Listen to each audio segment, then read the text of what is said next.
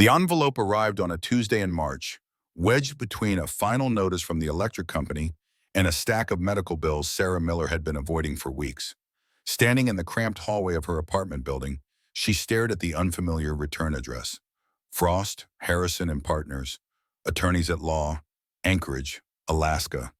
The paper felt expensive, cream-colored and thick, nothing like the thin white envelopes that usually carried her mounting debts. Sarah balanced two grocery bags against her hip, keys clenched between her teeth, her waitress uniform still smelling of fryer oil from her double shift. The lock stuck as it always did, requiring the precise combination of pressure and jiggling she'd perfected over 3 years in this building, where nothing worked quite right. 9-year-old Jason was already inside, curled on their second-hand couch with a library book spread across his knees. "Mom, I'm hungry. When's dinner?" His dark hair fell across his forehead, badly in need of a trim she couldn't afford. 5 minutes, honey." Sarah placed the grocery bags on the kitchen counter that doubled as homework station and bill-paying desk. She opened the mysterious envelope last, expecting another credit offer or perhaps a jury duty summons. Instead, she found herself staring at a document bearing an official-looking seal. "Dear Ms. Miller, it is our duty to inform you of the passing of Mrs. Eleanor Blackwood, your maternal grandmother, who died peacefully in her home on February 14th of this year. As per the terms of her will, you are named the sole beneficiary of her estate, including all property and possessions contained therein." Sarah's hands trembled. Eleanor Blackwood. The name stirred something distant, a photograph her mother had kept tucked in her nightstand drawer. A stern-faced woman standing in front of towering pines. Her mother had mentioned Eleanor perhaps 3 times in Sarah's entire childhood, and never with any warmth. "Your grandmother chose solitude over family," she'd said. "Don't expect anything from people like that." But now, apparently, Eleanor had left her something after all. The property in question is located in the White Pine Forest region of southeastern Alaska, approximately 43 miles northeast of Juneau. The estate consists of a wooden retreat constructed in 1973, along with the surrounding 12 acres of forest land. All taxes have been paid through the end of this year. Mrs. Blackwood left specific instructions regarding the property. Her exact words were, "Give it to Sarah. Tell her it's hers, every board and nail. But tell her this too. Don't enter the attic alone." Sarah read the letter 3 times. A wooden retreat, 12 acres in Alaska, and that strange warning about the attic. "Mom?" Jason had abandoned his book and now stood beside her, tugging at her sleeve. "What is it?" His eyes, too observant for a 9-year-old, scanned her face. He'd learned to read her moods like weather patterns, sensing storms before they broke, sunshine before the clouds parted. A child who'd grown up too quickly after his father walked out 3 years ago, leaving nothing but empty promises and a half-empty closet. How do you tell a child who's never had enough that their luck might have changed? "Pack a bag," she whispered. "We're going on a trip." Sarah had exactly $847 in her checking account. The tickets to Juneau cost $632 for both of them, nearly everything she had. She called in sick to the diner for the rest of the week, knowing full well she might not have a job when she returned. Karen, her manager, had made it clear that personal emergencies were a luxury we can't afford in this business. But as Sarah sat in the cramped airplane seat with Jason pressed against the window, watching clouds roll past like thoughts she couldn't quite catch, she felt something she hadn't experienced in years. Possibility. 35 years old, and for the first time she was flying towards something instead of running away. "Have you ever seen snow?" Sarah asked, watching her son's face glow with the novelty of air travel. "In pictures." Jason pressed his face closer to the window. "Is it cold?" "Very cold." Sarah pulled the inheritance letter from her purse and read it again, focusing on that strange final instruction. "Don't enter the attic alone." What did that mean? Was there something dangerous up there? Something valuable that needed protection? Or was Eleanor Blackwood simply eccentric? The kind of woman who left cryptic messages because she'd spent too many years talking only to trees. "Tell me about her." The grandmother. Jason's curiosity was endless. A quality Sarah both admired and sometimes feared would lead to disappointment in a world that rarely rewarded such openness. Sarah realized she had almost nothing to tell. She lived by herself in the woods. She and my mother didn't get along, so we never visited. I think she was an artist maybe, or a writer. I remember my mom saying something about books once. Did she have dogs? I don't know, honey. I hope she had dogs. Dogs are good in the woods. Jason leaned back against the seat, eyes drifting closed. They protect you from wolves. Sarah wished she'd asked her mother more questions before cancer took her 2 years ago, but their relationship had been its own kind of silence. Two people who loved each other but never quite learned how to bridge the distance between them. Now both her mother and grandmother were gone, and Sarah was left with mysteries wrapped in real estate. The plane descended through thick cloud cover. When they finally broke through, Sarah gasped. Mountains rose like broken teeth against a pale sky. Between them, forests spread in every direction, dark green, almost black, stretching to horizons she couldn't see. Snow capped the peaks and dusted the valleys. Rivers threaded through the landscape like silver veins. It looked ancient and untouched, beautiful in a way that made her chest tight. Wow, Jason whispered, and Sarah found herself nodding in silent agreement. Juneau was smaller than she'd expected, a scatter of buildings pressed between mountains and sea, fog rolling through the streets like something alive. They picked up the rental car from an agency near the harbor, a battered SUV that smelled of pine air freshener and someone else's cigarettes. The woman at the desk frowned at the address Sarah provided. White Pine Forest? That's pretty remote. You got four-wheel drive, chains for the tires, emergency supplies? We'll be fine, Sarah said with more confidence than she felt. Cell service cuts out about 20 miles in. If you get stuck, you're stuck until spring thaw. The woman handed over the keys. There's a general store in Riverside. Last stop before you head into the forest. Stock up there. Sarah thanked her and loaded their bags into the back. Jason climbed into the passenger seat, his backpack clutched on his lap like a stuffed life preserver. The directions from the law firm were detailed but unsettling. Follow Route 12 north for 38 miles. Turn right at the fork marked by a fallen cedar. Continue on the unmarked road for 5 miles. You'll know the property when you see it. You'll know it when you see it? What kind of directions were those? They stopped at the general store in Riverside, a weathered building that seemed to sell everything from ammunition to fresh bread. Sarah bought supplies she hoped would last a week. Canned soup, coffee, batteries, matches, bottled water. The cashier, an older man with a beard like gray moss and piercing blue eyes that had seen decades of harsh winters, rang up the items without comment until he saw the address written on her shopping list. Blackwood Place, he said, and it wasn't a question. You knew her? Knew of her, Frank Mitchell, former Special Forces if the faded tattoo on his forearm was any indication. Eleanor kept to herself, but folks around here knew the treehouse. Quite a structure. Haven't seen anyone go up there in maybe 2 years. He bagged the groceries slowly, seeming to measure Sarah with his eyes. You family? Granddaughter. He nodded. She was a strange one, Eleanor. Smart, though. Real smart. Built that whole place herself, they say. Lived up there for near 50 years. Just her and her books. Did she ever... Sarah hesitated. Did she ever talk about why she chose that place? Why she stayed so isolated? The old man was quiet for a moment, and Sarah thought he might not answer. Then he said, some people belong to the woods, that's all. They hear something the rest of us don't. Sarah paid and thanked him, unsettled by the cryptic response. As they loaded the supplies into the car, snow began to fall. Small flakes at first, then larger ones, drifting down like torn paper. It's snowing, Jason said with wonder, catching flakes on his palm. It's really snowing. The drive north was hypnotic and terrifying in equal measure. Route 12 was a narrow road that wound through valleys and along cliff edges with nothing between the car and 100-foot drops but a prayer and occasional guardrails. The snow fell heavier. Sarah turned on the headlights even though it was only 3 in the afternoon. Visibility dropped to maybe 30 feet. Jason sat very still, watching the forest slide past. Trees grew so thick they blocked the sky. Spruce and hemlock and massive cedars that looked like they'd been standing since the beginning of the world. Occasionally they passed a clearing or a frozen stream, but mostly it was just trees, endless and dark, pressing close. Sarah felt like they were driving into the throat of something ancient and vast. Mom, look, Jason whispered, pointing through the trees. Did you see that? See what? I thought I saw someone watching us. a tall person standing between the trees. Sarah slowed the SUV, peering into the dense forest. It's probably just shadows, honey.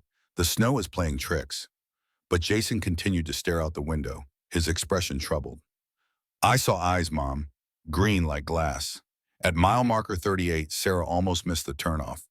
The fallen cedar was huge, its trunk gray with age, lying across a gap in the trees. She turned right onto what could barely be called a road, more like two tire tracks through the snow, leading deeper into the forest. The SUV's wheels crunched through ice and frozen earth. Branches scraped the sides. The snow was coming down so thick now that Sarah had to lean forward, gripping the steering wheel, trying to follow the path that seemed to disappear every few yards. She started to wonder if this was a terrible mistake. What if they got stuck out here? What if the property was destroyed, and abandoned, uninhabitable? Mom, look, Jason said, pointing ahead. Through the wall of falling snow, Sarah saw it. Not lights exactly. The pale gleam of wood in the growing darkness, something rising between the trees. She pressed the brake, and the SUV slid to a stop. They sat there for a moment, engine idling, staring. It wasn't a cabin. The structure rose 50 feet into the air, built around and between three enormous pine trees that served as its central supports. Platforms and walkways connected different levels, all made from weathered wood that had turned silver with age. Windows glowed softly in the dusk, actual glass windows, dozens of them, reflecting the falling snow. A wooden staircase spiraled up the nearest tree trunk, leading to a door on what looked like the main level. It's a treehouse, Jason breathed. It's a giant treehouse. Sarah killed the engine. The silence that followed was profound. No traffic, no sirens, no voices from neighboring apartments. Just the whisper of snow falling through pine branches and the distant creak of wood settling in the cold. The most beautiful sound she'd ever heard was this absence of human noise. They got out of the car. The cold hit immediately, sharp and clean, making Sarah's eyes water. She pulled Jason close, and together they approached the base of the structure. Up close, it was even more impressive. The treehouse wasn't just built around the trees. It seemed to grow from them, incorporating branches and trunks into its design. Railings wrapped around platforms. Small bridges connected sections. Sarah saw what looked like a water collection system, solar panels on the uppermost roof, even a stone chimney rising from one side. Eleanor had built this. Her grandmother had built this impossible, beautiful thing and lived in it for 50 years. The wooden stairs felt solid under Sarah's feet. She climbed first, testing each step, with Jason close behind. Snow had drifted on some of the platforms, and icicles hung from the railings like crystal decorations. When they reached the main door, Sarah pulled out the key the law firm had sent. It turned smoothly in the lock. The door swung open and warm air spilled out. Impossibly, there was still warmth inside. Sarah fumbled for a light switch and found one by the door. When she flipped it, lights came on throughout the interior, revealing a space that made her jaw drop. The main room was enormous, with a ceiling that rose 20 feet overhead. Bookshelves lined every wall from floor to ceiling. Thousands of books, maybe tens of thousands, spines in every color. A massive fireplace dominated one side, with a stone hearth and comfortable chairs arranged around it. Windows on all sides looked out into the forest, and even in the growing dark, Sarah could see trees everywhere surrounding them. "This is amazing," Jason said, spinning in a slow circle. "This is the most amazing thing I've ever seen." Sarah walked deeper into the room, her footsteps echoing on the polished wooden floor. Everything was neat and orderly. No dust, no signs of abandonment. It looked like Eleanor might walk out of one of the back rooms at any moment, asking if they'd like tea. A large wooden desk sat by one window, covered in papers and what looked like manuscript pages. Maps hung on one wall, detailed topographical maps of the region with notes written in careful handwriting. "Stream route, winter," one note said. "Deer path, spring," said another. Sarah found the kitchen through an arched doorway, compact but well-designed, with a propane stove and a small refrigerator humming quietly. Someone had left food in the cabinets: rice, beans, flour, coffee. In the refrigerator, eggs, butter, milk that had expired months ago. "Mom, there are more rooms up here." Jason had found a ladder leading to an upper level. "There's a bedroom and another bedroom. And Mom, there's a bathroom with a real bathtub. Sarah climbed up after him. The second level held 2 bedrooms, simply furnished but cozy, with thick quilts on the beds and more windows looking out into the forest. The bathroom was small but functional, the bathtub deep and inviting, but it was the third ladder going up to another level that made Sarah pause. The attic. It had to be. There were no more living spaces. She'd seen the bedrooms, the kitchen, the main library below. This ladder led to the only place left, the peaked roof section she'd seen from outside, above everything else. Don't enter the attic alone. Can we go up? Jason asked, already reaching for the ladder. Not tonight, Sarah said quickly, surprising herself with the firmness in her voice. We need to unload the car, get settled. The attic can wait. But tomorrow, she added, I promise. Tomorrow, we'll explore everything. Jason looked disappointed but didn't argue. They climbed back down and spent the next hour bringing in supplies from the SUV. The snow had covered their footprints on the stairs, falling so thick now that Sarah could barely see the car from the treehouse door. She felt a moment of panic. What if they got snowed in? What if this was a trap, not a gift? But then Jason called from the kitchen. Mom, I found hot chocolate. Can we make some? And Sarah decided that whatever tomorrow brought, tonight they would be warm and safe and together. She lit a fire in the fireplace, using wood from a neat stack beside the hearth and following the instructions she found on a laminated card. Kindling first, then small logs, then larger ones. Flue must be open. Damper is the handle on the right. The fire caught quickly, flames dancing up the chimney. Heat spread through the room.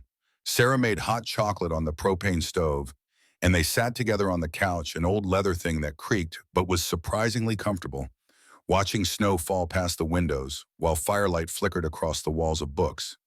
Do you think she was happy here? Jason asked. The grandmother. Sarah thought about Eleanor living in this incredible place alone for 50 years, building it herself, collecting these books, mapping the forest outside. Was that happiness? Or was it something else? Escape, exile, a choice made from necessity rather than desire. I think, Sarah said slowly, that she made the best life she could. And that's all any of us can do, Jason nodded, satisfied with this answer. He yawned, his eyes already closing. Sarah carried him to one of the bedrooms, tucked him under the thick quilt, and kissed his forehead. He was asleep before she closed the door. Alone in the main room, Sarah walked to the windows and looked out. The snow had finally stopped, and in the sudden clarity, she could see stars.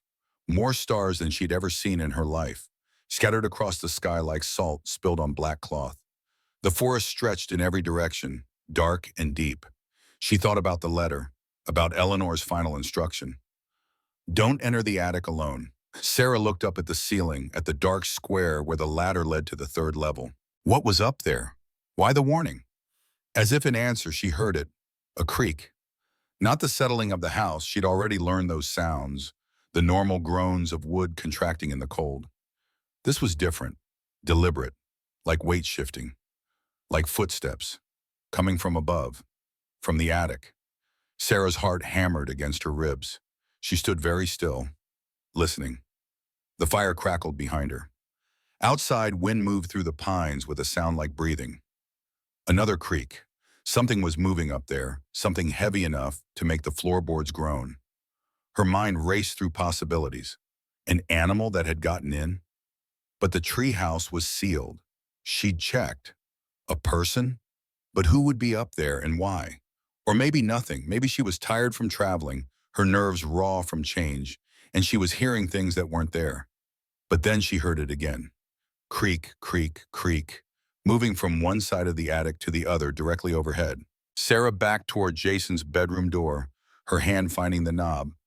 She should wake him. They should leave, drive back to Juneau, forget this place, sell it sight unseen.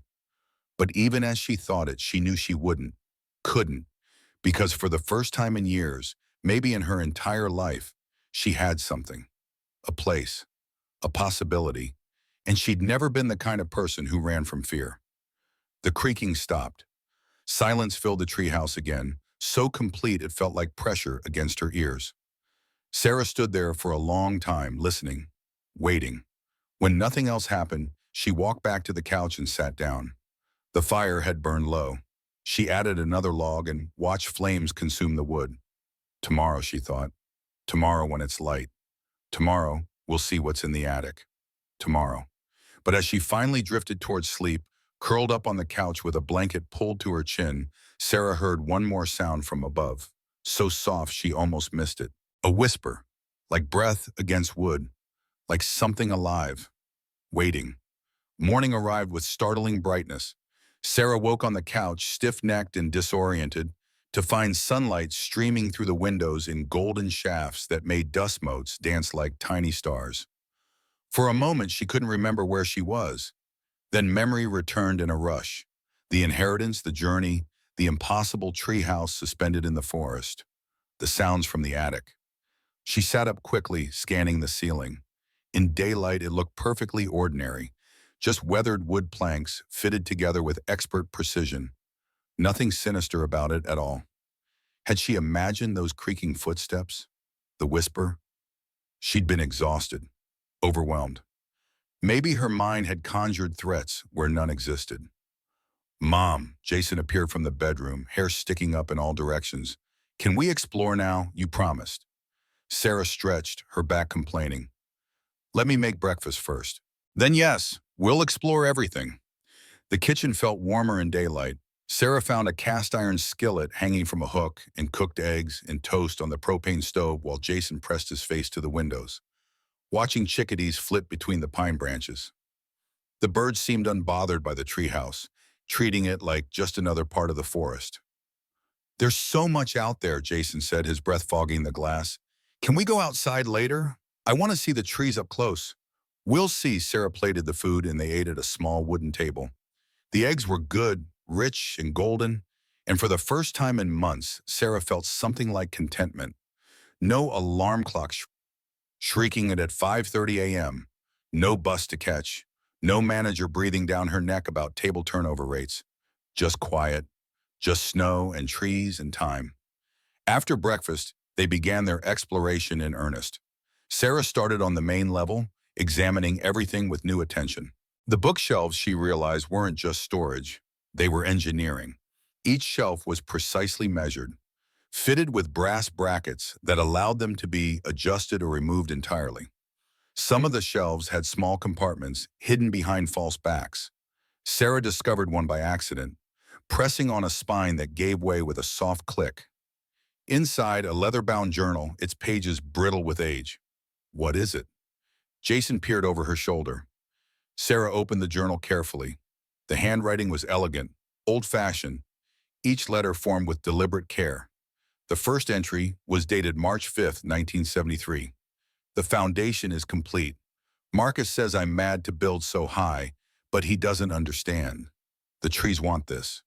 They've been waiting for someone to see them properly, to live among them rather than beneath them. The view from 30 feet is already transcendent. I can only imagine what 40 will bring." Sarah flipped through more pages, scanning entries that detailed construction measurements and materials, problems solved with improvised solutions. Eleanor had built this place over the course of 2 years, mostly alone, hauling lumber and supplies from town.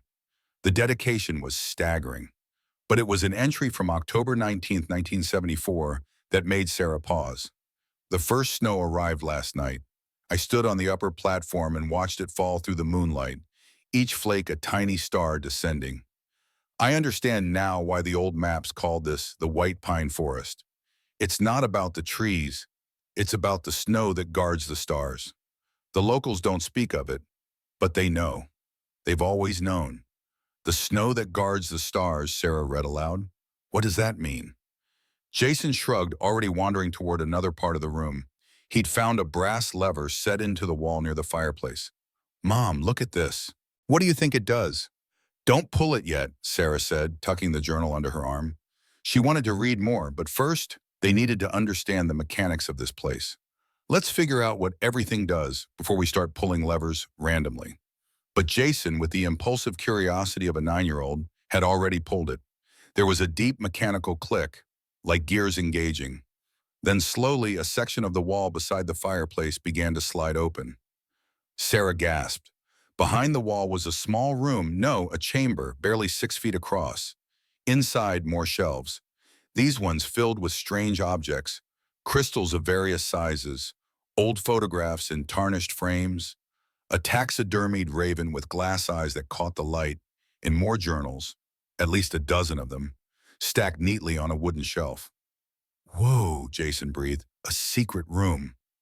Sarah stepped inside cautiously. The space smelled like old paper and something else. Herbs, maybe. Dried plants hung from hooks in the ceiling, their leaves crumbling with age. The photographs showed a younger Eleanor standing in various locations around the treehouse during its construction.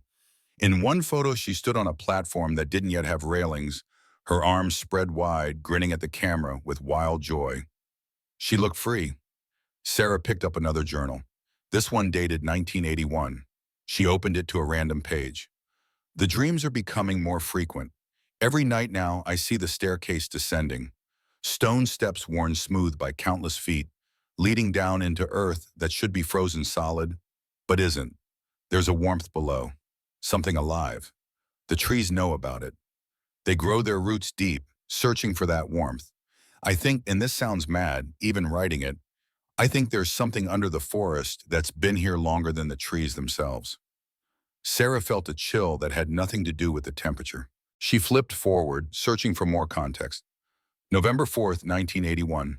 I found the entrance today, a weak spot in the floor of the lower platform where the wood had rotted from moisture seeping up from below. When I pulled up the boards, there it was.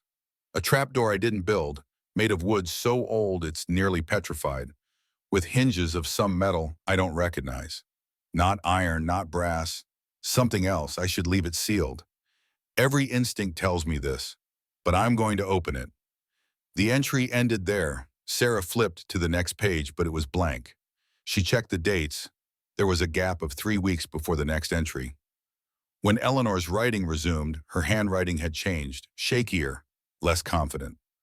November 27th, 1981. I was wrong to open it. Some doors are meant to stay closed, but I can't unsee what I saw, can't unknow what I know. The staircase goes down 17 steps. I counted them. And at the bottom is a chamber, walls of ice that never melt, even in summer. And in the center, the source. The source of what I don't dare write. I've sealed the trap door again, triple locked it, but at night I hear it calling. Not with sound, with something older than sound. The trees hear it too. That's why they grow so tall here, reaching toward the sky while their roots burrow deep. They're trying to escape it and feed from it at the same time. Sarah closed the journal, her hands trembling. This was insane. Her grandmother had been what? Delusional? The raving sounded like someone who'd spent too much time alone, who'd let isolation crack her grip on reality. And yet, Sarah thought about the sounds she'd heard last night. The creaking, the whisper. "Mom, there's more stuff over here," Jason called from the main room. Sarah tucked the journal under her arm with the first one and stepped out of the hidden chamber. Jason had found another lever, this one beside a bookshelf. When he pulled it, a section of the floor rose up on hinges, revealing a storage space beneath. Inside, canned goods, medical supplies, batteries, rope, tools, emergency provisions. Your grandmother was prepared for anything, Sarah murmured. They spent the next 2 hours discovering more hidden features. Ropes that, when pulled, raised or lowered sections of railing. A pulley system that could lift supplies from the ground floor to the upper levels. A water filtration setup that was decades ahead of its time. Eleanor had designed this tree house not just as a home, but as a complete survival system, capable of sustaining someone through the harshest winters. It was brilliant and obsessive in equal measure. Around noon, Sarah decided they needed a break. They bundled up in coats they'd found in a closet, thick parkas that smelled like cedar and still had price tags from a store in Juneau, circa 1978, and ventured outside. The forest in daylight was breathtaking. The snow had stopped during the night, leaving everything crystalline and pure. Trees rose like cathedral pillars, their branches heavy with white. Sunlight filtered through at angles, creating shafts of gold that made the whole world seem to glow. Sarah could hear water running somewhere, a stream, unfrozen despite the cold burbling beneath ice. Jason ran ahead laughing, throwing handfuls of snow in the air. Sarah followed more slowly, marveling at the silence. No car horns, no sirens, no neighbors fighting through thin walls. Just wind and birds and the whisper of snow sliding from branches. But as they walked, Sarah noticed something odd. The trees near the treehouse all leaned slightly inward, as if drawn toward the structure. Their roots, where visible, seemed to reach toward the central pines that supported the building. It was subtle, probably unnoticeable unless you were looking for it, but once she saw the pattern, she couldn't unsee it. The trees know about it, Helena had written. They grow their roots deep, searching for that warmth. Sarah shook her head, annoyed at herself for letting old journals spook her. Trees grew toward light and water. That was biology, not mystery. They were walking back toward the treehouse, Jason chattering about building a snow fort, when they heard the sound of an engine. Sarah turned to see a truck pushing through the snow on the rough road they'd driven in on. It was an old pickup, forest green, with a light bar on top and official looking. The truck stopped near their rental SUV. A man got out, tall, maybe 58 years old, with a military bearing that suggested a life of discipline and purpose. He wore a sheriff's department jacket and a hat pulled low against the cold. His face, weathered by decades outdoors, bore the kind of scars that told stories of battles fought and barely won. He approached through the snow with confident strides. "Afternoon," he called, his voice deep and resonant in the winter air. "You folks the new owners?" "I'm Sarah Miller," Sarah said, suddenly aware of how unprepared they were out here, how vulnerable. "This is my son, Jason. I inherited the property from my grandmother." The sheriff nodded slowly, studying the treehouse with an expression Sarah couldn't quite read. Concern? Suspicion? Something else. "Name's Robert Callahan, sheriff for this district." He extended a hand, and Sarah shook it. His grip was firm, businesslike, but not threatening. "Got a call from the law office in Anchorage saying someone had finally taken ownership. Wanted to come out and, well, make sure you knew the situation." "What situation?" Sarah felt her stomach drop. "Ma'am, this property was supposed to be condemned. Should have been torn down decades ago." "Condemned? Why?" "The avalanche of '82. He gestured toward the mountains visible through the trees. "January 15th, 1982. Whole section of the ridge came down, buried half the forest. 3 people died, campers who'd set up too close to the slope. After that, the county flagged any structures in avalanche zones for removal. But the treehouse is still here. Your grandmother fought it, hired lawyers, filed appeals, claimed the treehouse was safe because it was elevated, that the avalanche had missed this spot by a quarter mile. She had documentation, surveys, engineering reports. Eventually, the county gave up, but the flag never got removed from the records." Callahan met her eyes. "I'm not saying you have to leave. I'm saying you should. This isn't a safe place, Miss Miller. The mountains don't care about property rights." Sarah thought about Eleanor, living here through that avalanche, through all the winters that followed, alone, refusing to leave, even when the county tried to force her out. "I appreciate the warning," she said carefully, "but we're just here for a few days, looking around, deciding what to do with the place." "Fair enough." Callahan looked like he wanted to say more, but held back. Instead, he pulled a card from his wallet. "That's my number. Cell service is spotty, but if you need anything, emergency, trouble, anything, you try that number. If it doesn't work, there's a radio in the general store in Riverside. Thank you." He nodded and started back toward his truck, then paused. "Your grandmother was a hell of a woman, stubborn as bedrock. Folks around here respected her, even if they thought she was half crazy." He looked back at the treehouse. "She used to say this forest had secrets older than the mountains, that living here meant learning to listen." Callahan cleared his throat, clearly embarrassed by this moment of uncharacteristic openness. "The trees around here, they have stories if you know how to hear them. That's what the Tlingit people believe. They call this place the home of the forest guardian, some kind of ancient spirit that protects the land." The old-timers say Eleanor could hear him. The sheriff seemed to catch himself, straightening his shoulders. "Anyway, be careful, watch the weather, and maybe don't stay long." He tipped his hat and walked back to his truck. "Mom, can we go back inside now? I'm cold." Jason's teeth had started to chatter. "Yes, let's go." As they climbed the spiral staircase back to the main entrance, Sarah found herself looking at the trees with new eyes. Did they really lean toward the treehouse, or was that her imagination working overtime? And what had Eleanor meant about a staircase leading down, about a chamber with walls of ice? It wasn't until they were back inside, warming up by the fire, that Sarah realized the sheriff had said the avalanche happened on January 15th, 1982. Eleanor's journal entries about finding the trapdoor were from November 1981, just 2 months before. Coincidence? Sarah pulled out the journals and started reading more carefully, searching for entries from early 1982. She found one dated January 20th, 5 days after the avalanche. The earth shook, and I thought the world was ending. The sound was like nothing I've ever heard, the voice of mountains screaming. When it finally stopped, the silence was worse. I climbed down to check the damage.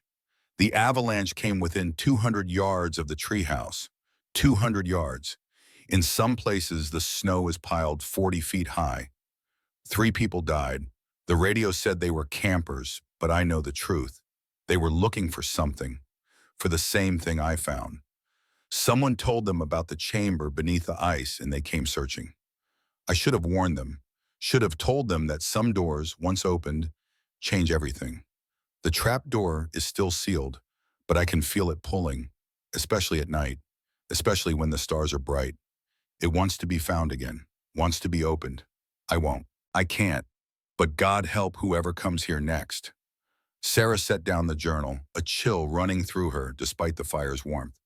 This was getting darker, more unsettling. She needed to make a decision. Stay and figure out what her grandmother had been talking about. Or pack up, sell the property sight unseen, and return to their normal lives. But what was normal? A tiny apartment, a dead-end job, never having enough money to breathe. At least here they had space. Mystery, possibility. Mom, look! Jason was crouched by the fireplace examining the floorboards. Some of these boards looked different than the others. Sarah joined him. He was right. Several boards near the hearth were darker, their grain running perpendicular to the rest of the floor as if they'd been replaced. Maybe there was water damage, Sarah suggested, but her heart was racing. Jason pressed on one of the boards experimentally. It gave slightly, creaking. They're loose. Don't, Sarah started to warn him. But Jason had already grabbed the edge of the board and pulled. It came up easily, revealing a gap beneath. And in that gap, Sarah saw it. A trapdoor. Not wood like the floorboards above, but something else. Stone, metal? It was dark gray, almost black, with hinges that looked like they'd been forged rather than manufactured. And across the surface, carved in letters so worn they were barely visible. Symbols that Sarah didn't recognize. Not English, not any language she'd ever seen. "What is that?" Jason whispered, his voice small with awe or fear or both. Sarah's mouth was dry. This was it. This was what Eleanor had written about. The entrance to whatever lay beneath the treehouse. She should put the board back, should nail it down, forget they'd ever seen this. But her hand was already reaching for the iron ring that served as a handle. "Mom, should we?" The board beneath Jason suddenly gave way with a crack like a gunshot. He dropped with a yelp, falling through the floor. Sarah lunged, catching his hand just as he disappeared into the gap. She held tight, bracing herself against the floorboards, her muscles screaming as she took his full weight. "I've got you! I've got you!" Jason dangled over darkness, his eyes wide with terror. Sarah pulled, her arms burning, and slowly, so slowly, dragged him back up through the broken boards. They collapsed together on the floor, both shaking. "Are you hurt?" Sarah ran her hands over Jason's arms, his legs, checking for injuries. "I'm okay. I'm okay. Just scared." He was breathing hard, tears streaming down his face. "What's down there?" Sarah peered carefully into the gap Jason had fallen through. The wood had rotted, weakened by moisture seeping from below. And through the opening, she could see it clearly now. The trapdoor was set into the stone foundation beneath the treehouse's wooden floor. But more than that, there were stairs, stone steps, worn smooth, descending into darkness. Sarah pulled out her phone and turned on the flashlight, shining it through the opening. The beam caught the steps, illuminating them one by one. She counted as they went down, and reached 17 before the light was swallowed by blackness. "The staircase goes down 17 steps. I counted them.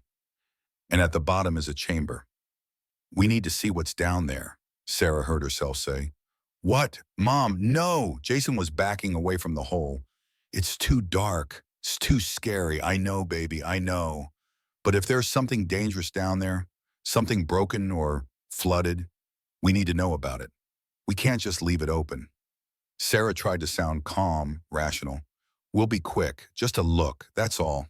She pulled up more floorboards, widening the opening until they could climb through safely. The trapdoor in the foundation was heavy, but unlocked. When Sarah pulled it open, cold air rushed up.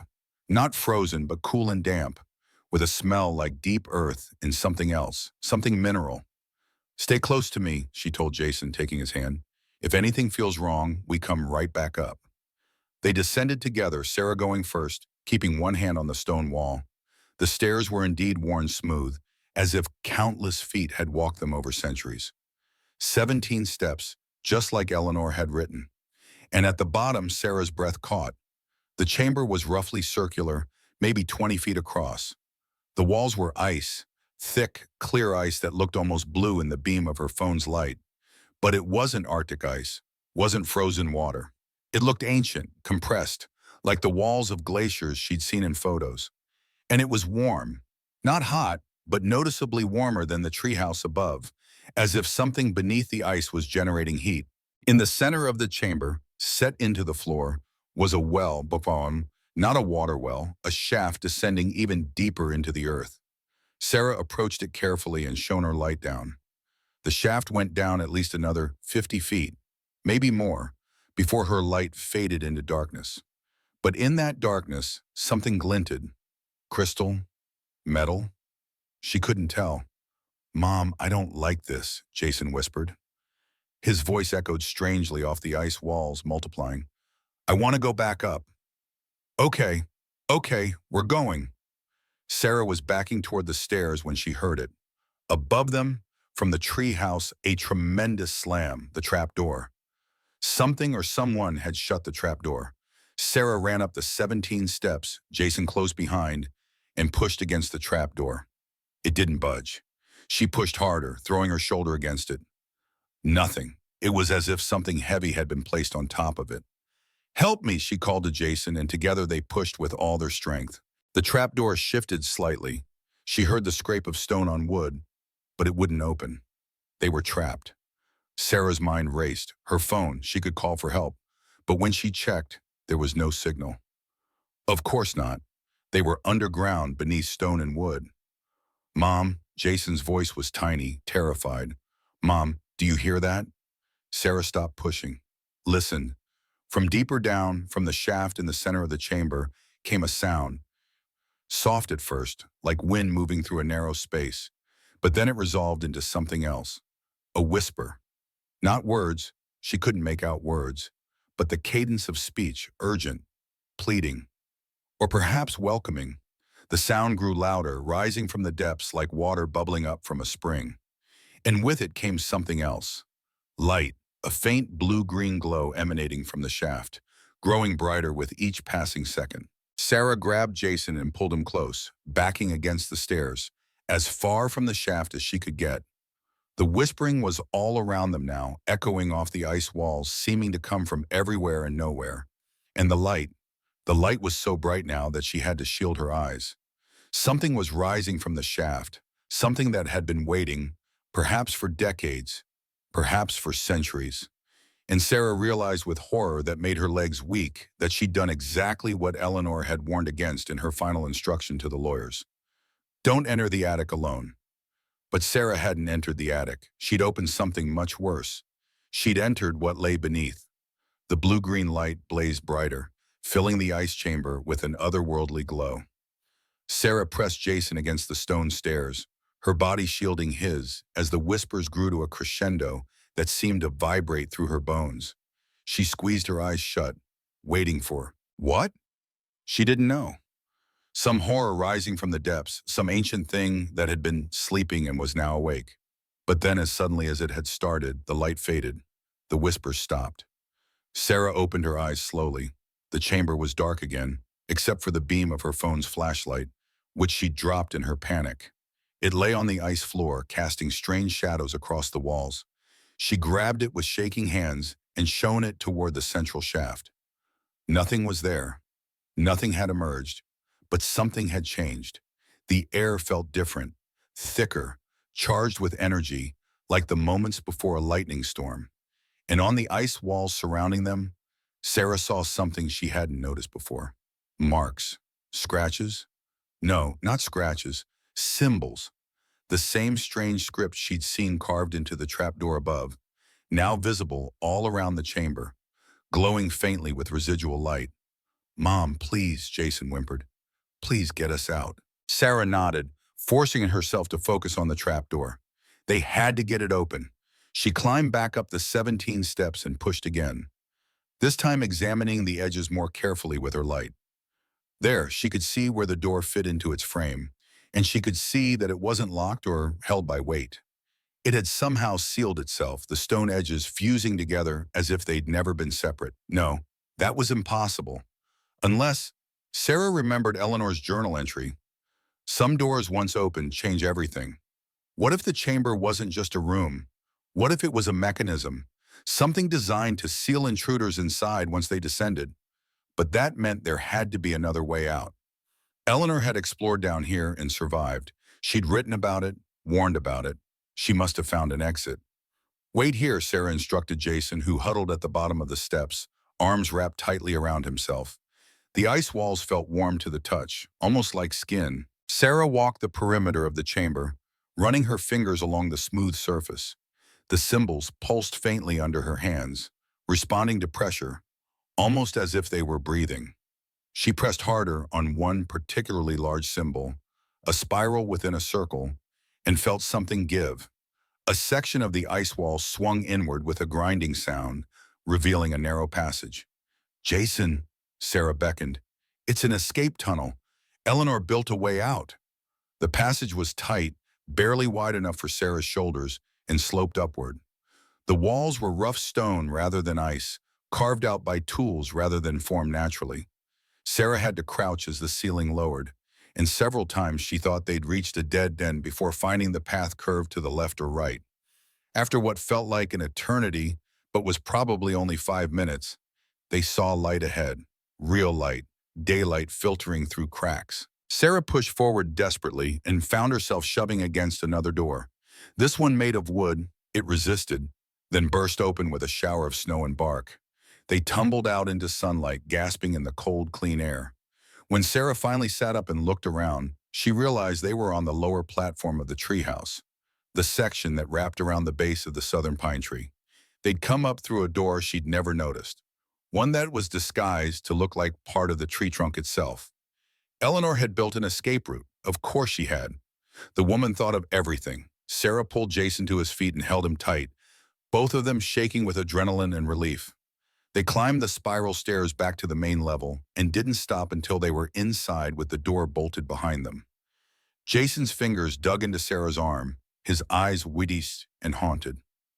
"The voice, it was talking to me. It said it's been waiting for someone who can hear." "What do you mean?" Sarah knelt to look him in the eye. "What voice? The guardian. The one Sheriff Callahan talked about." Jason swallowed hard. "It's not bad, Mom. It's just old, really old, and lonely. It said it knew Great-Grandpa William and Great-Grandma Eleanor. It said they were friends."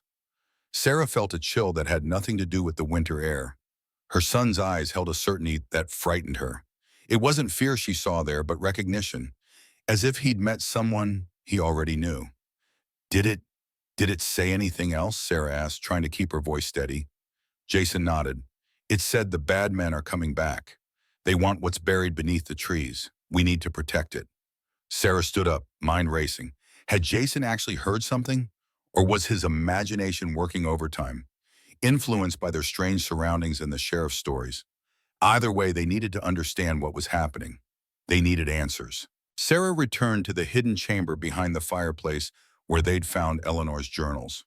There had to be more information there, some explanation for the ice chamber, the symbols, the whispers. Jason followed silently, still looking shaken but curious. Sarah grabbed several journals and began flipping through them, scanning dates. One from 1978 caught her attention. Eleanor's handwriting was crisp and organized here, not yet showing the anxiety of her later entries. March 18, 1978. Had a visitor today, a man from Northland Mining Corporation. Didn't give his name, just flashed credentials and asked questions about the land. Said they were conducting geological surveys of the area. Wanted to know if I'd seen anything unusual. I told him nothing but trees and snow for miles. He didn't believe me. I could see it in his eyes. They know something's here. William was right to hide it. Sarah flipped forward. April 3rd, 1978. They've started drilling 2 miles north. I can hear the machines echoing through the valley. The trees don't like it. They're agitated, shifting even when there's no wind. The Guardian is restless too. Last night the ice chamber was so warm I could sit there without a jacket, and the symbols glowed bright enough to read by. Something's coming. June 17, 1978. Caught 2 men trespassing today. They claimed to be hikers who'd lost their way, but they had professional equipment, seismic monitors, ground-penetrating radar. I confronted them with my shotgun, and they left. But they'll be back. The mining company is persistent. They want the diamonds, but they don't understand what else is down there, what the diamonds are protecting. If they break that seal, Sarah looked up, heart pounding. Diamonds. That's what was hidden under the treehouse. That's what Eleanor had been protecting all these years. But what did she mean about a seal? What were the diamonds protecting? Another journal entry, this one from 1979, provided more clues. The Tlingit elders speak of the Great Burial. Their ancestors found something in these mountains, something that fell from the sky in ancient times, something that wasn't dead but couldn't be killed. They built a chamber of ice that never melts to contain it, lined the walls with symbols of binding, and covered the chamber with precious stones that captured and redirected its energy. The white men who came later called these stones diamonds. The Tlingit called them tears of the stars. The mining company calls them profit. The next entries detailed Eleanor's efforts to protect the land. She filed environmental impact statements, challenged permits, hired lawyers. But the company kept coming, finding new legal angles, new ways to pressure her. Then, in 1980, a breakthrough. William's foresight saved us again. I found his mining reports, the ones he hid before he died. They document unsafe practices by the company, improper waste disposal, ignored safety protocols, manipulated geological stability assessments. But most damning of all, they proved the company knew about the black lung risks decades before acknowledging them publicly. William kept meticulous records, names, dates, copies of internal memos. I've hidden these documents throughout the property. If anything happens to me, the truth will survive. Sarah sat back, stunned. Her great-grandfather hadn't just discovered diamonds. He'd uncovered corporate crimes that the company had been trying to bury for decades. No wonder Eleanor had been so protective of this place. "Mom," Jason called from the main room. "Someone's coming." Sarah rushed to the window. A black SUV, sleek and expensive, was pulling up near the base of the treehouse. The vehicle looked jarringly out of place against the wilderness backdrop, like a shark swimming through a mountain stream. A tall man in an expensive wool coat emerged. Even from this distance, Sarah could see his confident posture, the way he surveyed the property as if assessing its value. He looked up at the treehouse and began climbing the stairs with the easy entitlement of someone unused to being denied entry anywhere. Sarah grabbed Eleanor's shotgun from the closet, checked that it was loaded, and opened the door before he could knock. "Can I help you?" Her voice carried down the stairs, sharper than she'd intended. The man stopped on the landing below, looking up with a practiced smile that didn't reach his eyes. "Miss Miller, Sarah Miller. Who's asking?" "Victor Harmon. I represent the Northland Estate Trust." He pulled out a business card and held it up. "May I come up? It's rather cold for a conversation on the stairs." Sarah didn't move. "What's the Northland Estate Trust?"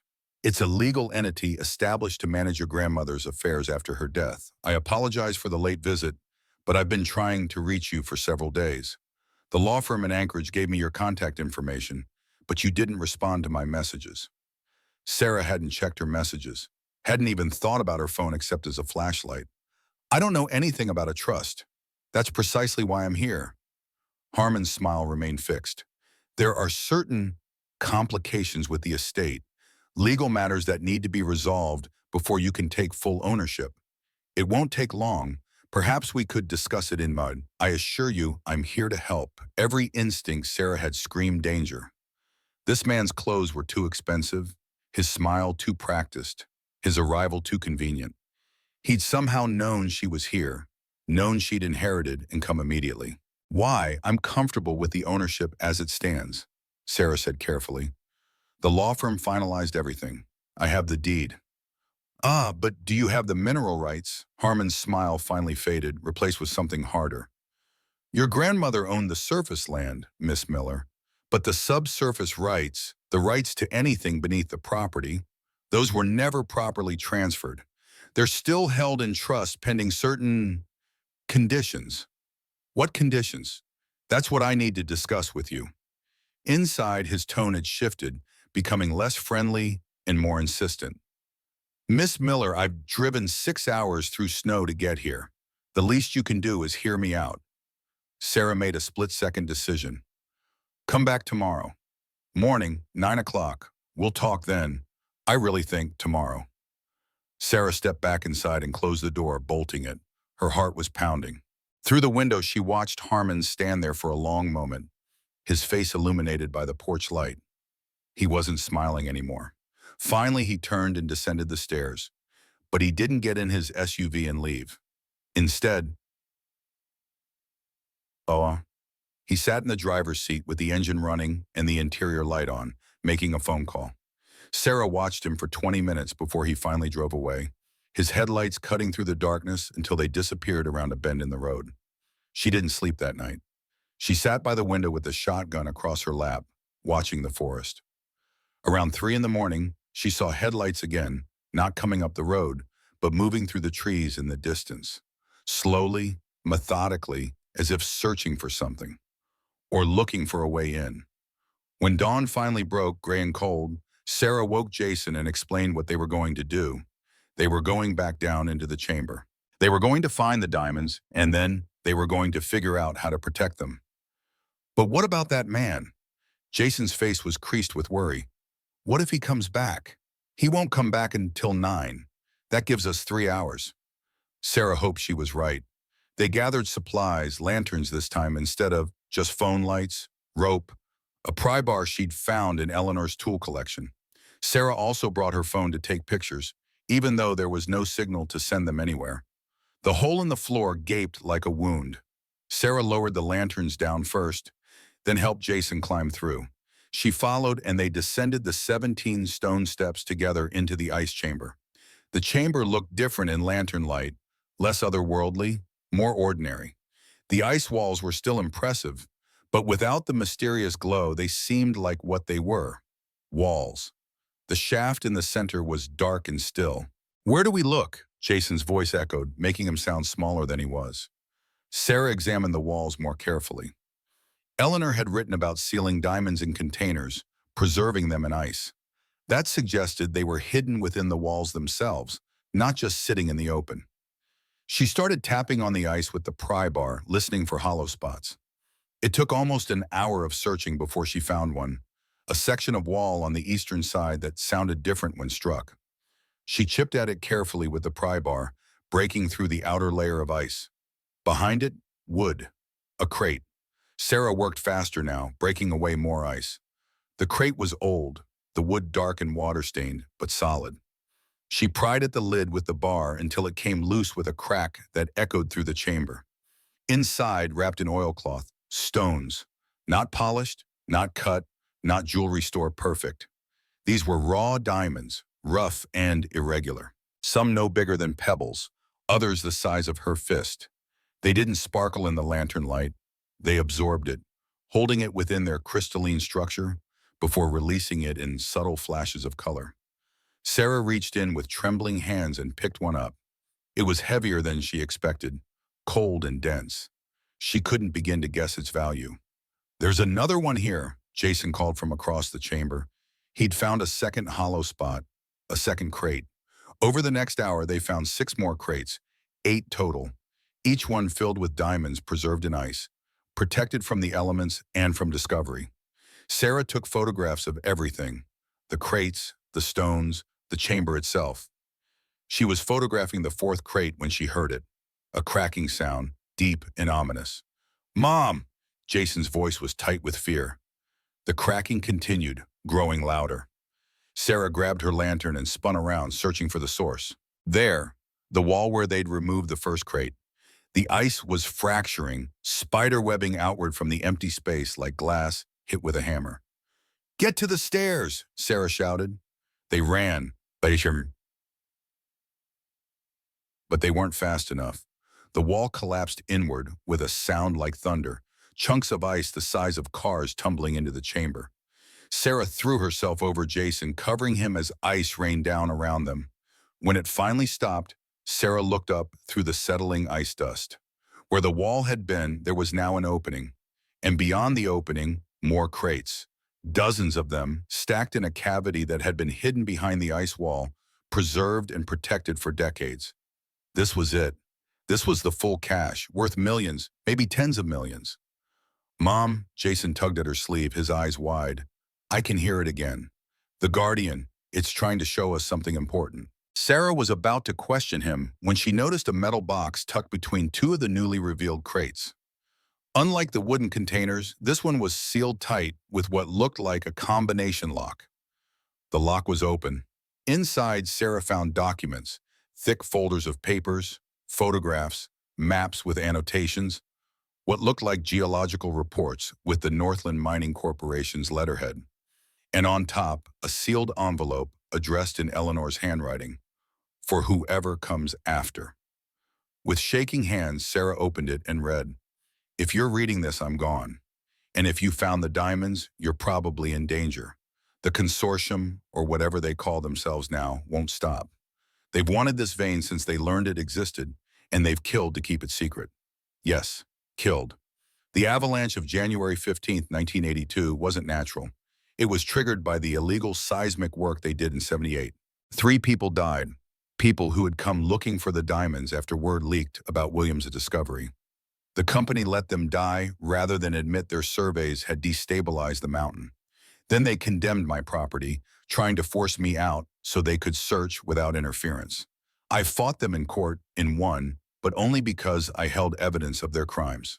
They've been waiting ever since for me to die so they could try again. If you're family, and I hope you are, then you have a choice to make. You can sell the diamonds and live comfortably. You can even sell to the consortium if you want to avoid trouble.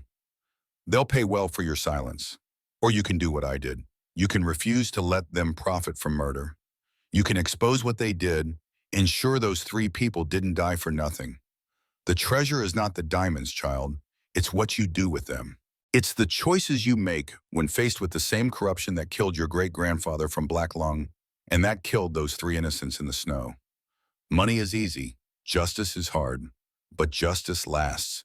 Whatever you choose, know that I'm proud you made it this far. Finding this letter means you're smart enough and brave enough to have survived what they'll throw at you. That alone tells me you're worthy of the Blackwood name. Choose wisely. And remember, some legacies are written in ice and blood, but they don't have to end that way. You can write a different ending." Sarah clutched the letter to her chest, tears streaming down her face. Her grandmother had known, had predicted all of this, and she'd left Sarah not just wealth but a choice. The same choice Eleanor herself had made: take the money and run, or fight for something bigger. "Mom, we should go," Jason whispered. "The bad man will be coming back soon." Sarah nodded, replacing the documents in the metal box and tucking it under her arm. The diamonds would stay where they were for now. They'd been safe for decades. They could wait a little longer. But the evidence, that needed to be protected. They made their way back up the 17 steps and through the trapdoor, which swung open easily from below. Once inside the treehouse, Sarah hid the metal box in one of Eleanor's secret compartments, then went to the window to check for Harmon's return. The blizzard had started again, snow falling so thick that visibility was down to a few yards. A dark shape materialized through the white haze. Harmon's SUV, followed by 2 more vehicles. They parked in a semicircle around the base of the treehouse, headlights cutting through the storm. Men emerged, 6 of them, all dressed in heavy winter gear. Several carried rifles. Sarah's blood ran cold. This wasn't a legal negotiation. This was an armed takeover. Harmon led them to the stairs, his expensive coat already crusted with snow, his face red from cold but set with determination. Sarah grabbed the shotgun and opened the door before he could knock. "You need to leave," she called down, keeping the gun visible. "Now!" Harmon's eyes flicked to the gun, then back to her face. "Miss Miller, be reasonable. We both know what's under this house. We both know what you found today." Sarah felt ice in her stomach. How did he know? Had he been watching, listening somehow? "I don't know what you're talking about. Please," Harmon gestured to the men behind him, who were fanning out around the base of the treehouse. "I have 6 men with me.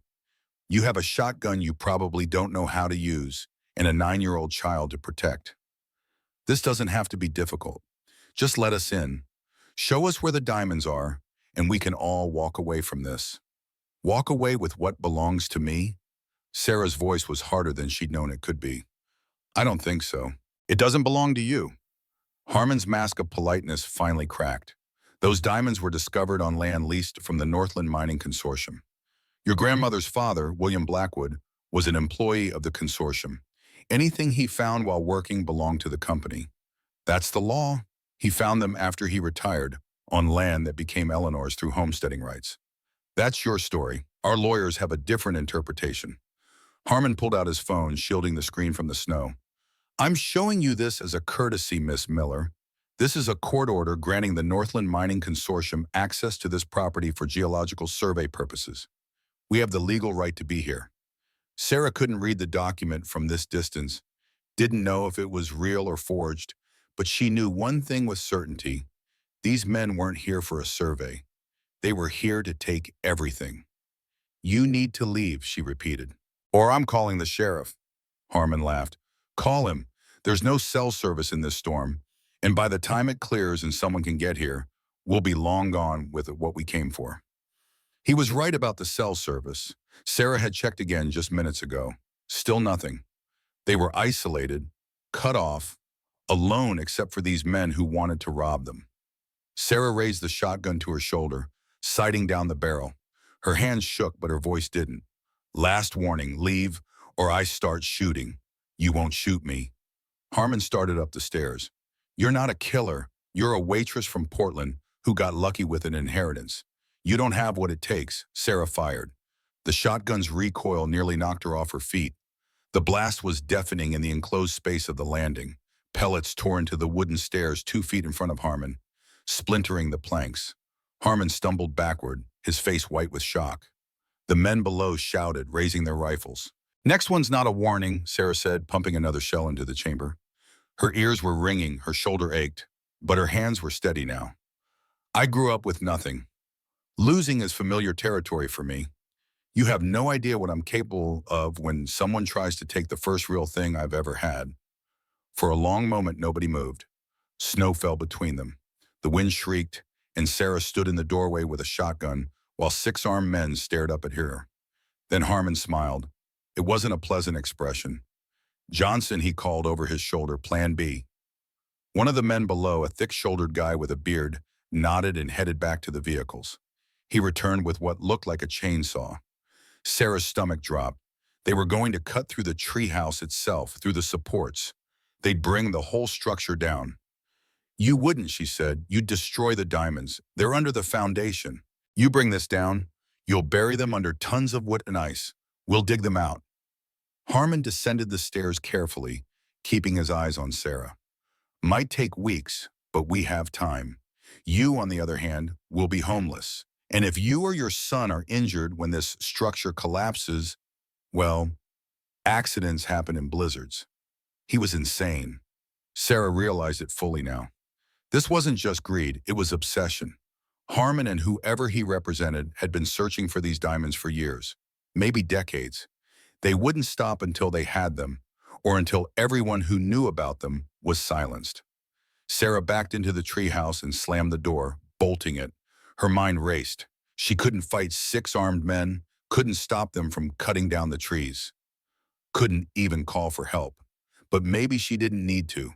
She ran to the hidden chamber where Eleanor's journals were kept and started pulling them down, searching frantically.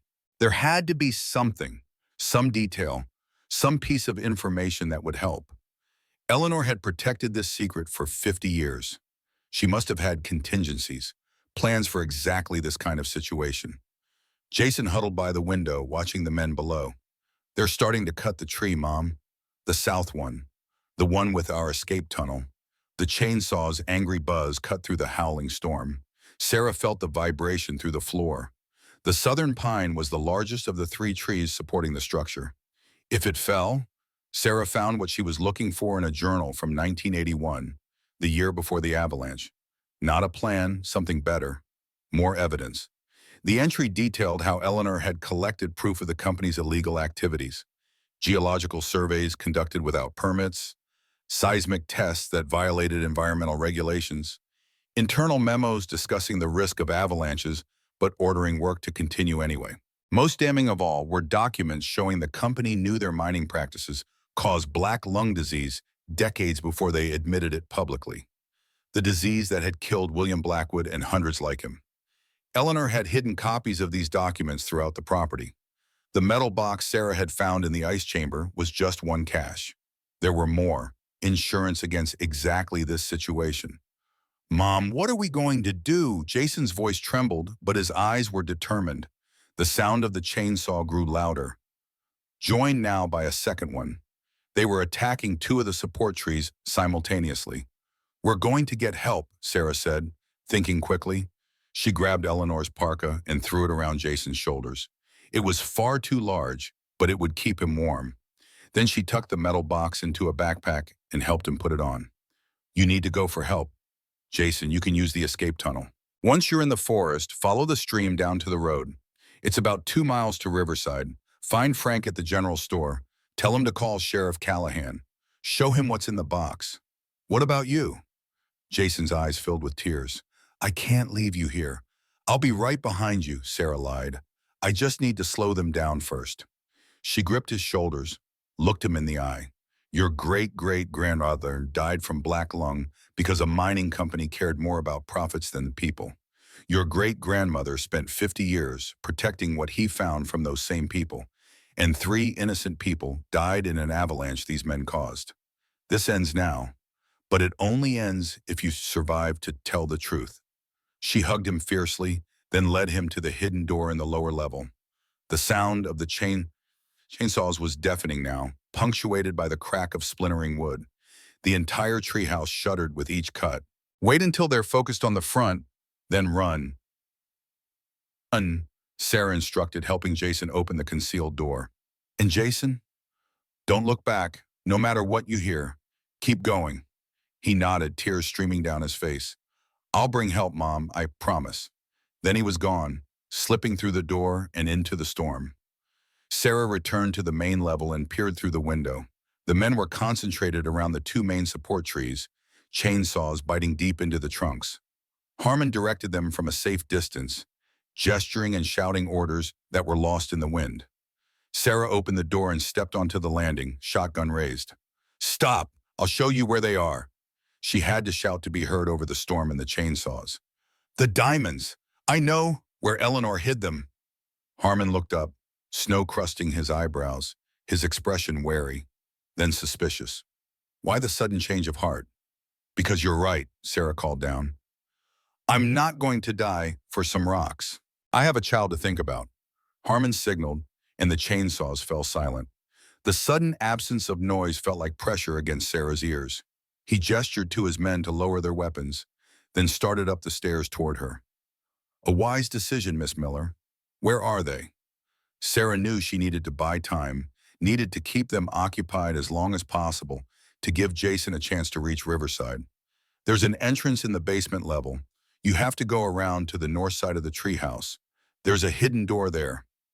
Harmon's eyes narrowed. Why don't you just show us? Because I need guarantees first, Sarah improvised. Written guarantees that my son and I walk away from this safely, with compensation. Harmon studied her for a long moment, snow collecting on his shoulders. Then he nodded as if arriving at a decision. Johnson, Reeves, go check the north side. Rest of you, watch her. 2 men detached from the group and circled the treehouse, disappearing into the storm. Sarah held her breath. There was no entrance on the north side. They'd realize she was lying, but it might give Jason a few more minutes to get away. 5 minutes passed. 10. The two men returned, their expressions angry. There's nothing there, Harmon. No door. Harmon's face darkened. He turned back to Sarah, all pretense of civility gone. You're stalling. Why? Sarah said nothing, just gripped the shotgun tighter. Harmon studied her for a moment, then his eyes widened in understanding. The boy. Where's the boy? He's inside, Sarah lied. Asleep. Check the house, Harmon ordered. Two men started up the stairs. Sarah leveled the shotgun at them. They stopped.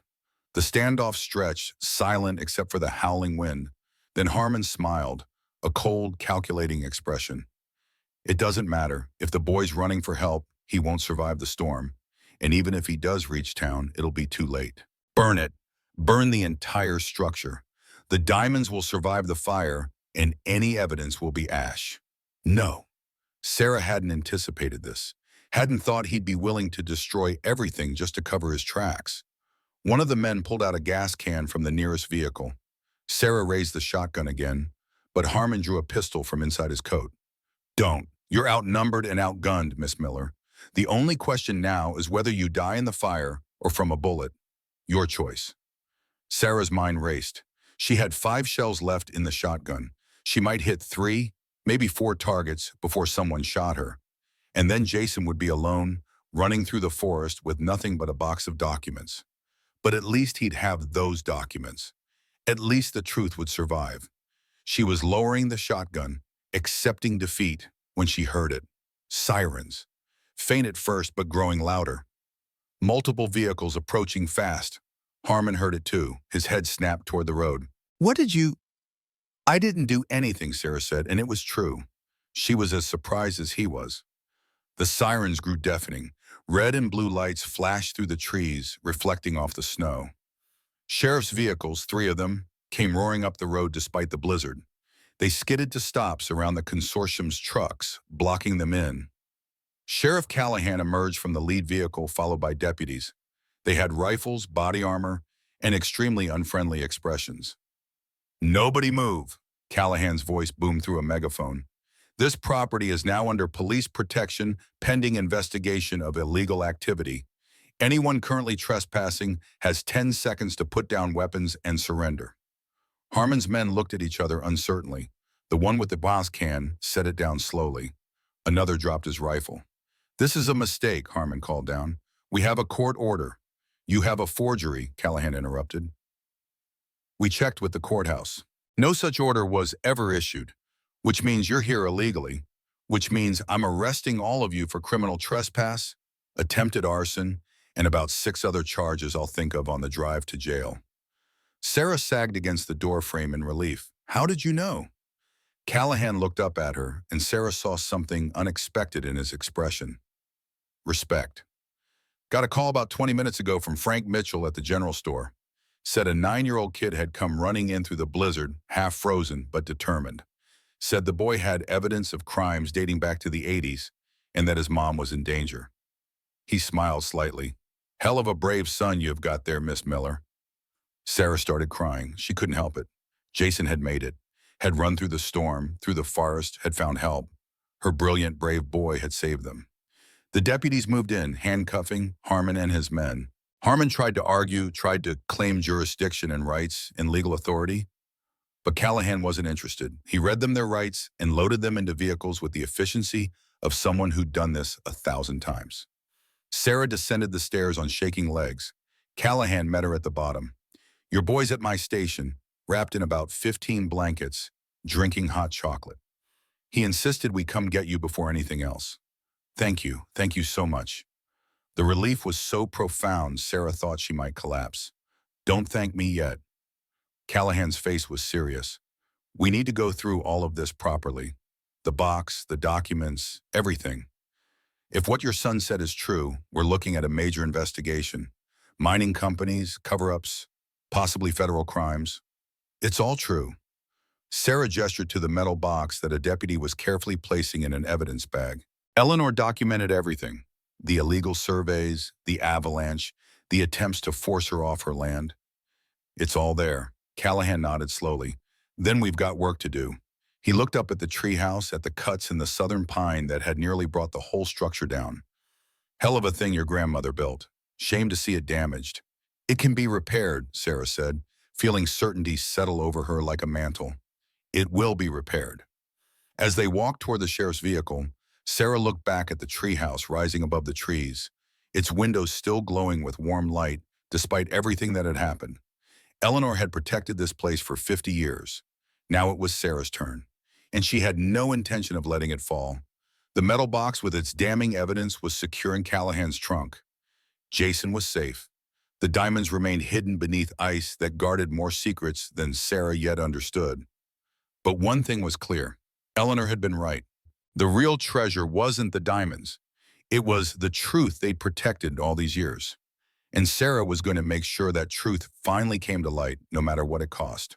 Some legacies were written in ice and blood, but this one would end in justice. The investigation took 3 months.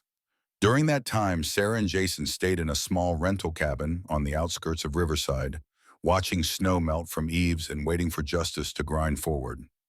Winter released its grip on Alaska reluctantly, ice cracking on rivers and gunshot reports that made Sarah jump every time. The treehouse stood empty, guarded by deputies who rotated shifts, preserving evidence while forensic accountants and federal investigators pored over decades of documents. Sheriff Callahan became a regular visitor, bringing updates on the case and occasionally a fresh-caught salmon or moose steak. His weathered face, once intimidating to Sarah, now represented stability in a world that had tilted on its axis. "Tell me again about the symbols in the ice chamber," Callahan said one evening, notebook open on the kitchen table. Jason had drawn them with remarkable precision, each curve and line matching what Sarah had photographed. Jason didn't look up from his sketch. "They're really old, older than English, older than people living here. The Guardian showed me what they mean."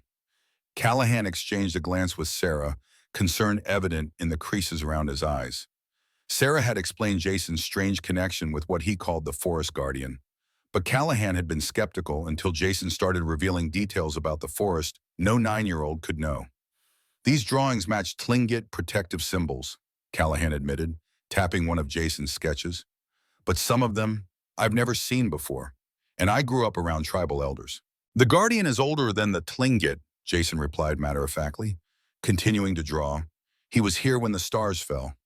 The way he said it, calm, certain, without a trace of childish imagination, sent chills through Sarah. Whatever had happened in that ice chamber had changed her son. He wasn't frightened anymore. If anything, he seemed more centered, more purposeful than any child his age should be.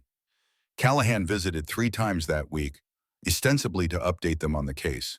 But Sarah noticed how he brought extra supplies: chopped firewood, new winter boots for Jason, fishing gear. He taught Jason how to build snares, identify animal tracks, and find his way using the stars. They would return from these excursions with Jason's eyes alight with new knowledge, his bond with the taciturn sheriff growing stronger by the day. "Good to have a man teaching him these things," Callahan muttered one evening, watching Jason demonstrate a perfect bow and knot. "I'd have taught my own son, but he's deployed overseas." Third tour. Sarah learned that Callahan's wife had died from cancer 5 years earlier, leaving him alone in a too-big house filled with fishing trophies and memories. The parallels to her own solitary life weren't lost on her. 2 people drifting, suddenly anchored by unexpected circumstances and a remarkable boy. In late April, when the last patches of snow lingered only in shadowed hollows, Callahan brought a visitor to their cabin. An elderly man with deeply lined copper skin and silver hair pulled back in a neat ponytail. His eyes, nearly black, held a sharpness that belied his 80-plus years. "This is George Running Wolf," Callahan introduced, elder of the Tlingit Nation and expert on local history. I showed him Jason's drawings. Running Wolf settled into a chair with the deliberate movements of someone conserving energy. His gnarled hands, marked with age spots and old scars, reached for Jason's sketches with surprising grace. When he spoke, his voice carried the weight of generations. "My grandfather's grandfather spoke of the Guardian, the one who watches the forest, the one who guards what fell from the stars. The symbols you drew are from the old language, the one we used to speak with the spirits." Jason sat cross-legged on the floor, looking up at Running Wolf with recognition, as if meeting a fellow member of some exclusive club. I hear him sometimes, when I'm falling asleep. He tells me about the forest, about how the diamonds hold everything together. Running Wolf nodded, unsurprised. The old ones said some children are born with an extra ear. They can hear what others cannot. Your great-grandmother had this gift, I think. The elder explained that White Pine Forest had always been considered sacred ground by his people. According to their legends, something had fallen from the sky in ancient times, not quite alive, not quite dead, with power too dangerous to be released. Their ancestors had built a chamber to contain it, using ice that never melted and symbols of binding. They had lined the chamber with what the white settlers later called diamonds, stones that absorbed and redirected the entity's energy. The miners who came later didn't understand, Running Wolf said, weathered fingers tracing one of Jason's symbols. They saw only stones with value.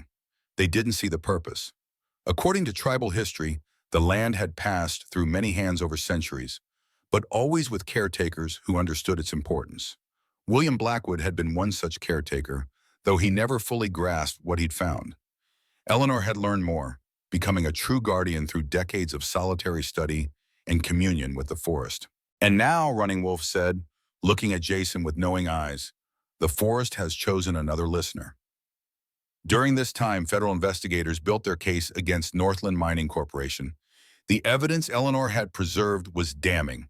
Internal memos showing the company knew their seismic testing could trigger avalanches, falsified environmental impact studies, and most crucially, documentation proving they had covered up the true cause of the 1982 avalanche that killed 3 people. The case attracted media attention. Reporters from Juneau and Anchorage began calling, wanting interviews, wanting Sarah's story.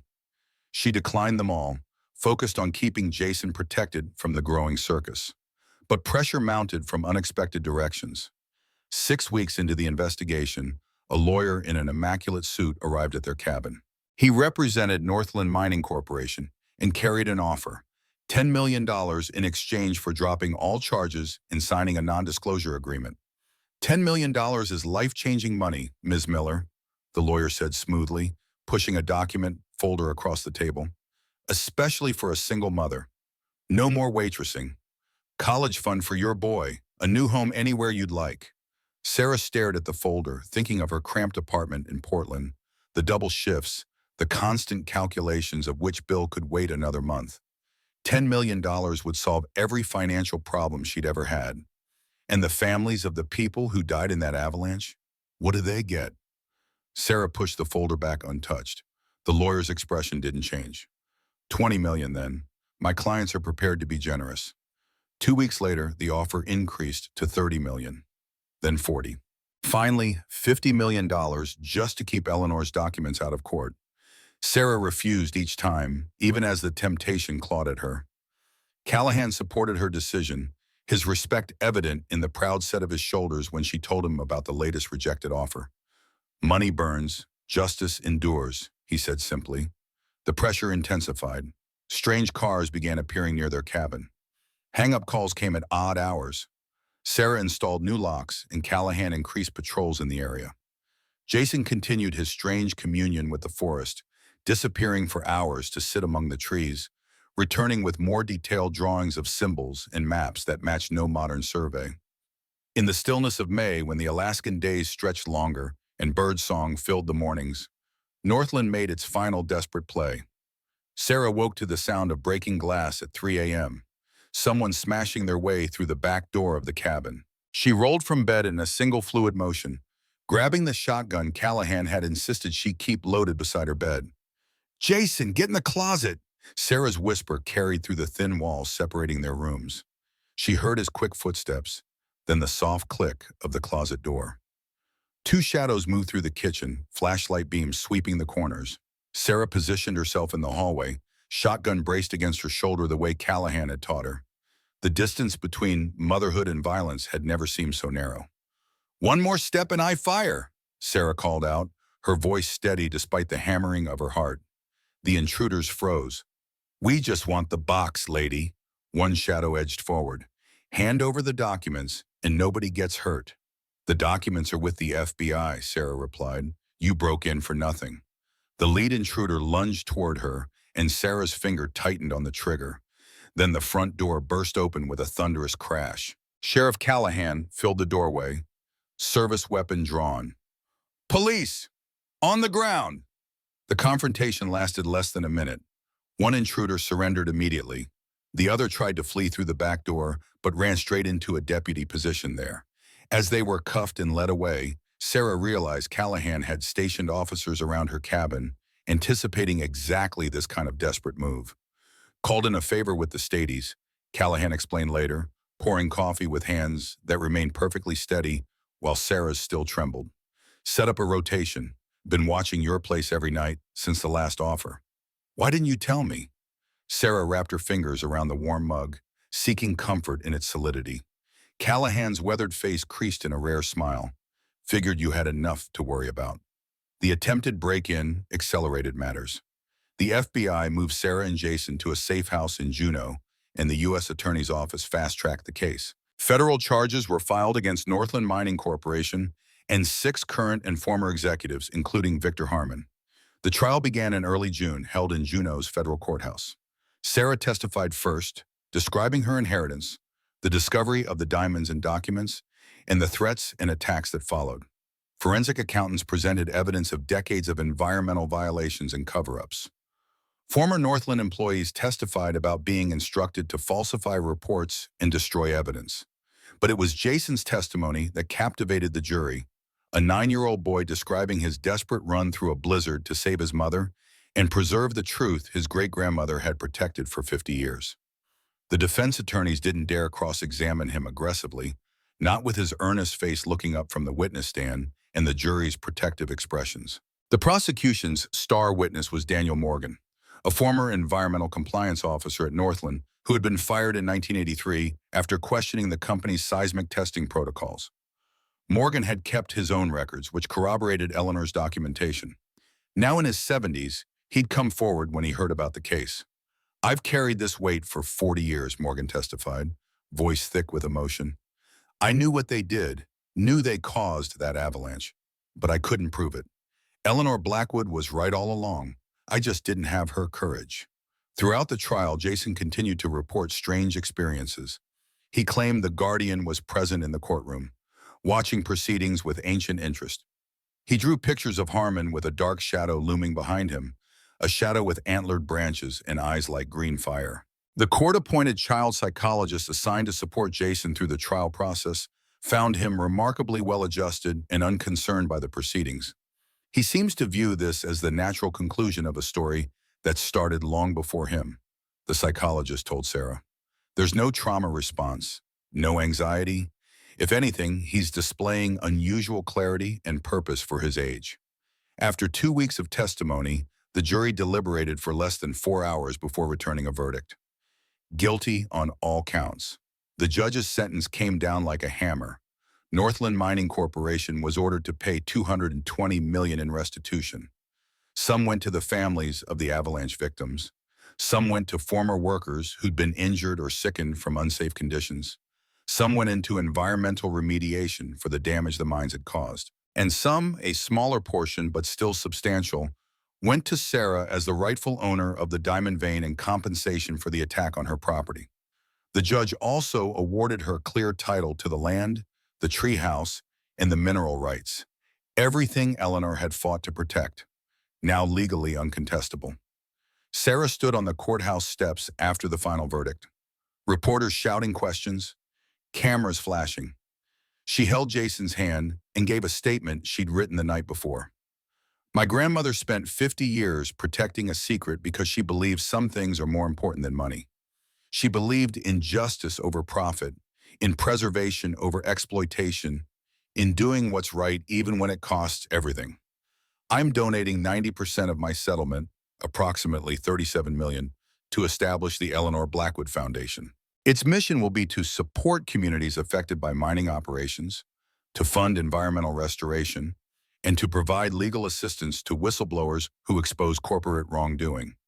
The remaining money will secure my son's future and allow me to restore my grandmother's treehouse. But the real inheritance she left wasn't wealth. It was a choice, the same choice we all face every day. Take the easy path or do the right thing. Stay silent or speak truth. Protect ourselves or protect each other. My grandmother chose justice, and so do I. The statement made national news. Sarah became briefly famous, the reluctant heiress who'd given away a fortune to honor her grandmother's legacy. But the attention faded, as attention always does, and Sarah was glad when it did. She had work to do. In late June, with the case concluded and summer in full bloom across Alaska, Sarah, Jason, and Sheriff Callahan returned to the treehouse. The structure had weathered the winter well, despite the damage to the southern pine. Engineers had inspected it and declared it sound, though in need of repairs. "What about the diamonds?" Callahan asked as they stood at the base, looking up at the silver-weathered wood against blue sky. "That's still millions of dollars sitting down there." Sarah had thought about this question for months, turning possibilities over in her mind during sleepless nights. The easy answer would be to extract the diamonds, sell them, and add the proceeds to the foundation. But something held her back, a nagging sense that the diamonds served a purpose beyond monetary value. She consulted Running Wolf, who had become a regular visitor and unofficial tutor to Jason in tribal history and woodcraft. The elder listened to her dilemma, nodding thoughtfully. "The stones are not just stones," Running Wolf explained. "They are part of the binding. They absorb energies that should not be released. This is why they shine differently from other diamonds, why they hold light rather than merely reflect it. The old stories say they are tears shed by the stars when they cast out what now sleeps beneath the forest." So removing them would be dangerous? Sarah wanted clarity, a definitive answer that would make her decision simpler. Running Wolf shrugged, the gesture encompassing centuries of uncertainty. "Perhaps, perhaps not. But why risk disturbing what has remained in balance for so long? The foundation has money enough without them." Jason had a simpler perspective. "The Guardian wants them to stay where they are. He says they are like anchors, holding everything in place." In the end, Sarah decided to leave the diamonds untouched, sealed in their ice chamber below the treehouse. She placed her own letter alongside Eleanor's, explaining her decision to whoever might find the cash in some distant future. The trapdoor was secured, the broken floorboards replaced with new pine that matched the original in everything but age. Throughout that summer, the treehouse underwent transformation. The southern pine, scarred but still strong, was stabilized with steel bracing hidden within the trunk. The platforms were reinforced, new railings installed, the roof patched. Solar panels were upgraded, a better water system installed. It remained Eleanor's creation. Sarah was careful to preserve the original design, but now it was stronger, safer, ready to last another 50 years. As work progressed, Sarah wrestled with the question of purpose. What should this remarkable place become? She could live here with Jason, of course. That had been her initial plan. But the structure was too large for just two people, too special to be merely a private home. The answer came from Jason, who had spent days sitting in the ice chamber, communing with what he insisted was the Guardian's presence. "The treehouse should be a place of healing, Mom. A place where people who are hurting can come to get better." Sarah thought about this as she walked the platforms, touched the weathered wood, felt the living presence of the trees that supported the structure. The isolation that had once seemed daunting now felt like a gift.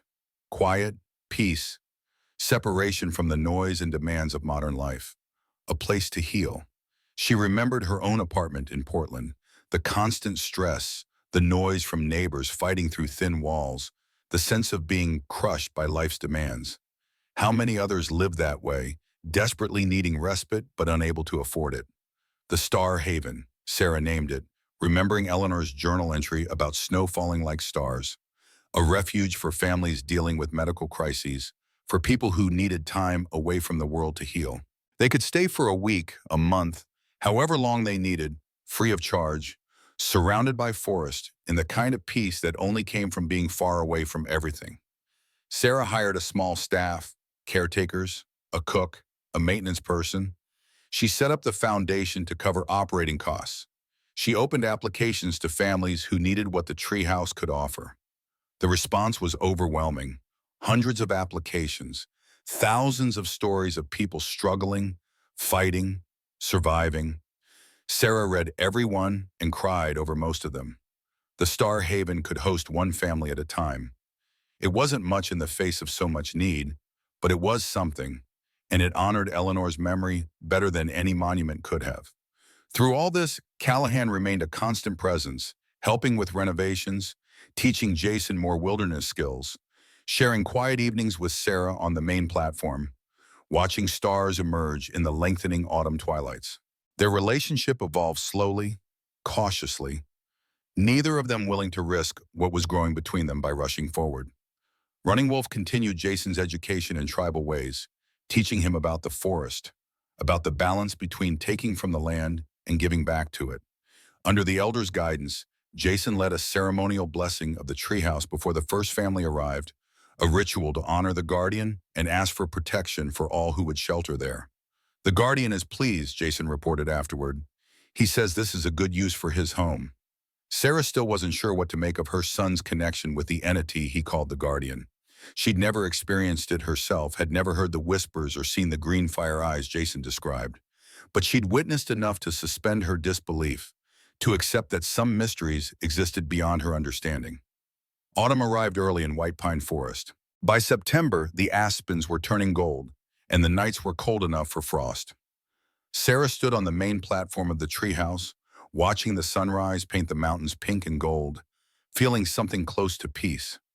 Callahan joined her, his step almost silent on the wooden boards. In the 6 months since the avalanche of events that had changed her life, he'd become essential to her in ways she was only beginning to recognize. His solid presence, his quiet strength, his unwavering support, these were foundations she could build upon. "They're arriving today," Sarah said softly, "the Collins family from Juneau." Callahan nodded, his shoulder just brushing hers as they stood side by side. "The daughter has leukemia, right? She's in remission now, but they've been living in the hospital for 2 years. They need somewhere quiet to recover as a family." The treehouse had been ready the day before, beds made with fresh linens, kitchen stocked, flowers from the meadow below placed in vases throughout the rooms. Jason had created a welcome banner, "Welcome to the Star Haven," in bright letters decorated with drawings of stars and trees. At noon precisely, they heard a car on the road below. Sarah and Jason went down to meet the Collins family, a mother, father, and 10-year-old daughter named Emily, who looked impossibly small and fragile, but who smiled when she saw the treehouse rising above the trees. "It's beautiful," Emily whispered, her voice thin but filled with wonder. "It's like something from a fairy tale." "It's real," Sarah assured her, taking the girl's small hand, "and it's yours for as long as you need it." She showed them around, explaining the heating system, the kitchen, the escape routes, because you always needed escape routes. The parents asked questions politely, but Emily just wandered from window to window, staring out at the forest with wonder in her eyes. "Have you ever seen so many trees?" Mrs. Collins asked softly, watching her daughter's face. "Never," Emily breathed. "Never anything like this." Sarah left them to settle in, promising to check back tomorrow, reminding them that the staff was just a phone call away if they needed anything. As she and Jason climbed into their truck for the drive back to Riverside, where they were staying until their caretaker's cottage was completed, Sarah looked back at the treehouse. Lights were on in the windows, warm against the gathering dusk. Smoke rose from the chimney. The Collins family had lit the fire, and Sarah could see Emily on one of the platforms, her small figure silhouetted against the sunset, arms spread wide as if embracing the whole vast forest. Freedom in that moment, the child looking exactly like Eleanor in those old photographs, the same posture of joy and wonder. Sarah started the truck, but before pulling away, her eyes caught movement at the edge of the clearing. A tall shadow that might have been a deer standing upright, with eyes that reflected green in the fading light. Then it was gone, melting into the trees so quickly she couldn't be sure she'd seen anything at all. Jason saw it too. His smile was serene, certain. The guardian's watching over them now, he approves. As they drove down the winding road, leaving the treehouse glowing like a lantern among the darkening trees, Sarah felt a profound sense of rightness. This was what Eleanor had protected all those years. Not just diamonds, not just land, but possibility.